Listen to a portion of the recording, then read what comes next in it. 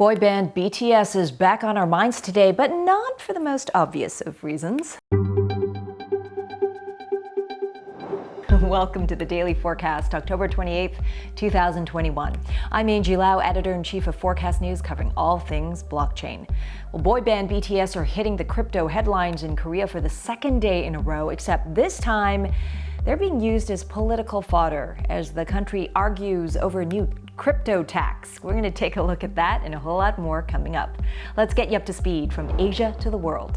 First out, South Korea's crypto tax debate is heating up. I guess this is what happens when boy bands are involved. While the country's National Tax Service has already consulted with 28 exchanges on crypto gains tax law compliance, many are still against implementing it in January as planned.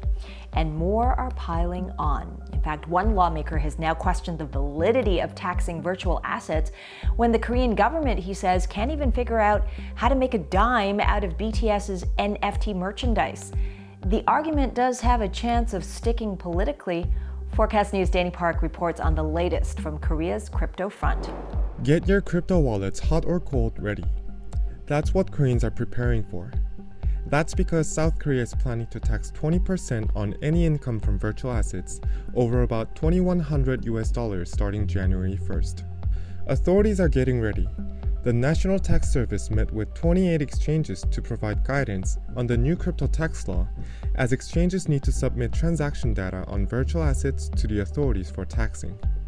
However, investors and a growing number of Korean lawmakers aren't going to let it happen without a fight, resisting this new tax law since the start. Lawmaker No Eung-rae of the ruling Democratic Party, who had previously proposed a delay of the crypto tax, criticized the tax law as the government's excessive administration. And on Wednesday, No said that fairness should be guaranteed in taxing, but the current virtual asset tax system has too many loopholes, again asking the tax to be levied a year later with better infrastructure in place. One of the loopholes he brought up involved the much-anticipated NFTs of the K-pop megagroup BTS. No asserted that it is unfair to push forward tax on cryptocurrencies when NFTs, despite gaining such huge popularity, are exempt from the levy. Earlier this month, Korea's Finance Minister Hong Nam-ki said NFTs are not included in virtual asset taxes as they are not yet classified as virtual assets under the income tax law. And that's not the only thing being criticized in the tax policy. 거래소를 통한 가상자산은 가세를 할 수 있는데 이게 거래소를 통한 거래가 다가 아니잖아요.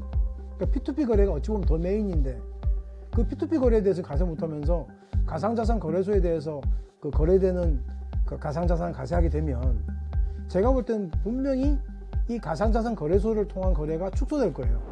Oh says delaying the tax law 1 or 2 years won't do. Instead, the government should tax crypto when it's completely foolproof. For Forkast.News, I'm Danny Park. Meanwhile, yet another Bitcoin-focused ETF has gone live in this part of the world. Just 2 weeks after the Australian Securities Exchange approved a similar product, the Cosmos Global Digital Miners Access ETF has launched on rival exchange CRYP. Using the Global Digital Miners Index, the fund tracks listed companies that source at least 80% of their revenue from digital asset mining and infrastructure. Mining for alpha, anyone? Forkast.News' Lachlan Keller has more from Melbourne, Australia.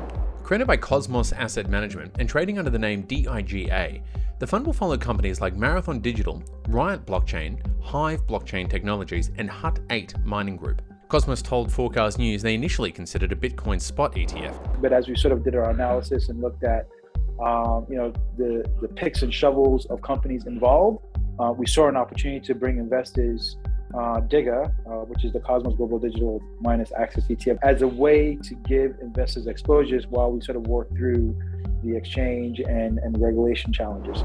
Annan says CRYP was an attractive option as they opened to new ideas and innovative products, citing it helping to bring active ETFs to the Australian market as an example.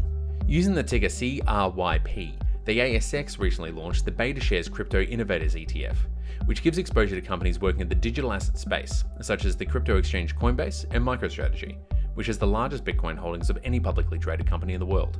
For Forkast.News, I'm Lachlan Keller from Melbourne, Australia. And finally today, DeFi protocol CRYP Finance has been hit with yet another hack. In what could be one of the biggest flash loan attacks in DeFi history, CRYP Finance confirmed in a tweet that it had lost about $130 million worth of tokens. The DeFi platform subsequently said it had halted its V1 lending markets on Ethereum and is putting together a post-mortem review. Now, this is not the first time CRYP Finance has been exploited. Back in February, hackers used DeFi protocol Alpha Finance to take out about $38 million, and in August, another hack eventually led to a loss of $35 million. In a post-mortem after that attack, it said stolen crypto would be replaced so users wouldn't face liquidity issues. Now, according to CoinGecko, the CRYP token plummeted just over 34% within 24 hours in the wake of the news, with its price at just over $100 Thursday morning Asia time. And they aren't the only DeFi platform to suffer this year, by the way. Poly Network suffered a $600 million hack in August, though that hacker did eventually return the assets.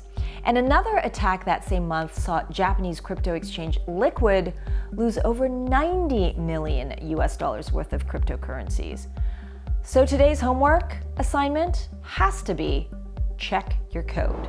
And that's the Daily Forecast from our vantage point right here in Asia. Hit like, hit subscribe, and don't forget to head over to our bitcoinandbeyond.io site and register for our first global summit on November 10th in Asia. We have some of the biggest names in the industry and a fantastic lineup, and it couldn't be a party without you. So please do join us. For more, you can always visit Forkast.News. I'm Editor-in-Chief Angie Lau. Until the next time.